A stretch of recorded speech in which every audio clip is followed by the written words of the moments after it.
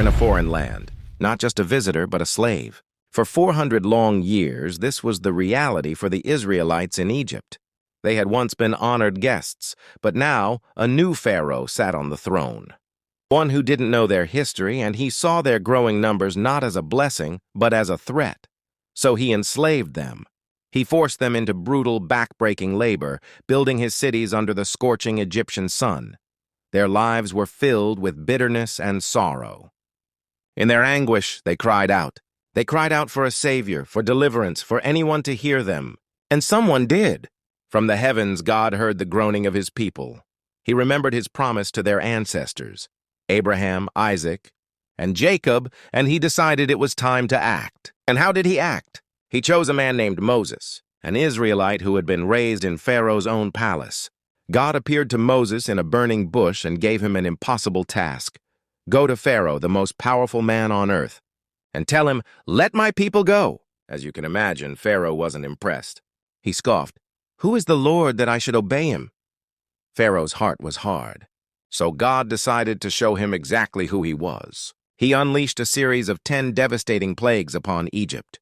The Nile River, the lifeblood of Egypt, turned to blood. Swarms of frogs, gnats, and flies tormented the people. Livestock died, boils afflicted the Egyptians, and hailstones of fire rained down from the sky. Locusts devoured every green thing, and a thick, suffocating darkness fell over the land for 3 days. With each plague, God demonstrated his power over the very gods Egypt worshipped. Yet, through it all, Pharaoh's heart remained like stone. He would not let Israel go. Finally, God announced the 10th and final plague, the most terrifying of all. He told Moses that at midnight, the angel of death would pass through Egypt, and the firstborn son in every household would die. From Pharaoh's palace to the lowliest dwelling, no one would be spared, but God provided a way out for his people, a path to deliverance. This is where the Passover comes in. Each Israelite family was instructed to take a perfect, unblemished lamb. They were to sacrifice it and paint its blood on the doorposts of their homes. God promised, "When I see the blood, I will pass over you." That night, as a great and terrible cry echoed throughout Egypt, the homes marked with the blood of the lamb were safe. The angel of death passed over them.